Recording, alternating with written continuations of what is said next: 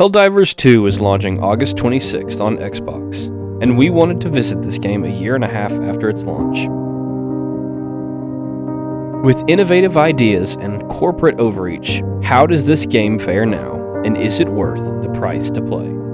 The gameplay is great, there isn't much complaining about it. It's just a fun action shooter that fulfills what it promises. It throws you into the heat of the action and lets you accomplish the objective however you want. It doesn't force things on you in a certain way, for the most part, but rewards and actively pushes you to entertain different playstyles and builds. There's no specific gun that's the best, as they all have their own use and purposes. It gives players freedoms to bring about managed democracy the way they see fit. The gameplay is a 10 out of 10. Where this game doesn't have a specific story campaign, it's hard to compare it to other AAA titles with such high production value, but it does have its unique spin.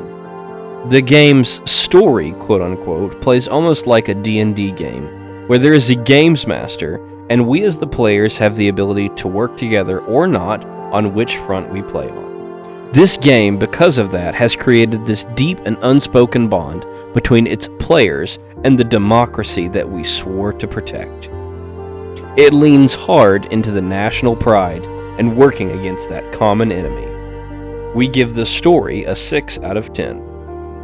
The graphics and audio designs are off the chart with this game. The game has visually beautiful moments that will leave you just staring at your screen while being engulfed in the audio that colors the scene that you are in. The guns sound amazing, the explosions feel weighted, the voice acting is superb, giving a meaningful response to your actions. The graphics and audio, we give a 10 out of 10. The performance is reliable to play without worry. Now when the game launches for Xbox, it may create another surge on the servers that could max out the player count again, but luckily they've dealt with that before, and should be somewhat prepared.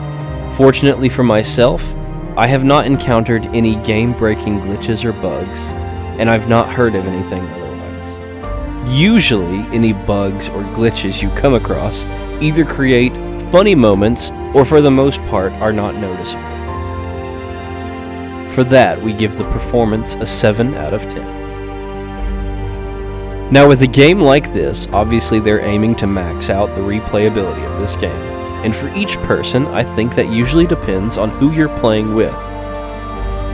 If you have a full squad picking up this game, you could sink hundreds of hours into it without notice. There's lots to unlock, so it has meaningful progression, and the missions generally never feel like you're playing the same exact game over and over, even if the objective stays the same. For that, the replayability, we give it a 7 out of 10. Finally, innovation. The game definitely carved a new type of game for most people. A full-scale war where every day the tides ebb and flow depending on the player's choosing, with specific events and faction evolution. Seems like it should have been a no-brainer before, but Helldivers definitely innovated on this. I did want to sing its praises, and it has been very pro-consumer, despite some of its shortcomings that have happened. You can still go back and purchase every war bond that has ever released and work on earning those. You can still find in-game currency at the same rate that it was always allowing. Some people may not have the extra cash for war bonds, but they will have a way to grind out premium currency, which is fairly easy.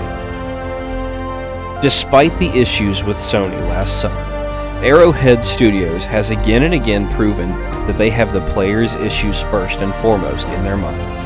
There's definitely still room for improvement, as they're always trying to balance the game to allow people to enjoy it the most, and for that I commend them. The innovation is a 10 out of 10. In closing, despite some controversies in the past, primarily brought up by Sony Studios, Arrowhead has again and again shown that they want to continually support this game. With that being said, Helldivers 2 has a final score, giving it a price tag of $35 even. With that being said, and seeing that the game is only fully priced at $40, I would say it's definitely worth picking up, especially if you are on the Xbox side. Do you have what it takes to be free? Join the Helldivers.